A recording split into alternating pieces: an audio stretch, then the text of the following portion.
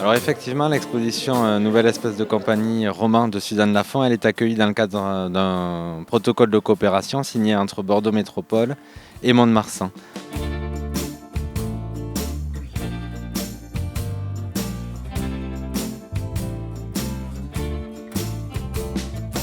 Suzanne Lafont, c'est une photographe qui est née en 1949 à Nîmes, qui a beaucoup travaillé autour du langage, de la photographie. La particularité, c'est que nous, Musée de la Sculpture, on est plutôt habitués à exposer des œuvres en 3 dimensions, sculptées, mais on est aussi intéressé par tous les autres supports artistiques.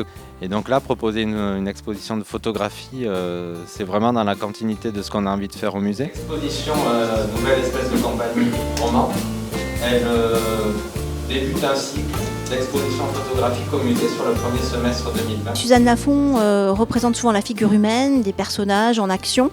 Là ici, elle a photographié des fleurs, mais elle les a rendues comme des actrices. Donc finalement, elle leur donne un rôle et elle nous explique que nous sommes humains au contact des plantes, dans le milieu urbain, et que finalement nous sommes en compagnie de ces plantes et qu'on les néglige peut-être un petit peu. Donc il faut faire attention à la nature et la regarder un peu plus.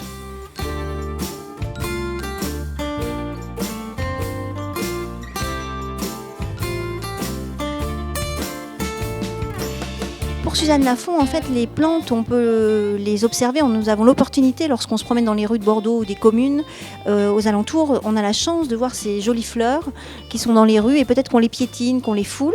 Et en changeant les couleurs des plantes, elle anticipe et elle imagine les générations futures qui arriveraient dans une rue de Bordeaux ou d'ailleurs et qui ne verraient plus les plantes aux vraies couleurs. Et donc elle a changé, elle modifié les couleurs des plantes pour nous parler finalement de cette terre qui est devenue un jardin irrespirable et où les couleurs des plantes ne seraient plus les mêmes puisque l'homme aurait agi négativement. Donc c'est vraiment de manière poétique que Suzanne Lafont nous fait réfléchir au thème de l'environnement et surtout au thème de l'intervention très très néfaste de l'homme sur la planète.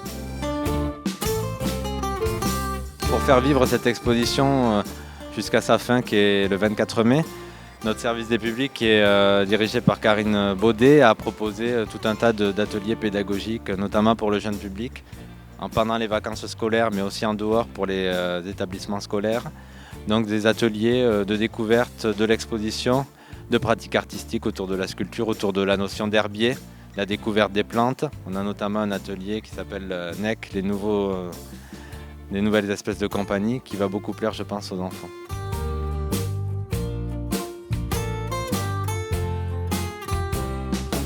Le musée il se doit d'essayer d'attirer de nouveaux publics, d'aller toucher des gens qui ne viendraient pas forcément au musée, mais pour aller toucher d'autres publics qui sont peut-être intéressés par d'autres formes d'art, on essaie de diversifier nos propositions. Ça peut passer par la photographie, ça passe aussi par des propositions d'animation plutôt dynamiques et nouvelles. Je pense par exemple au yoga ou d'autres formes.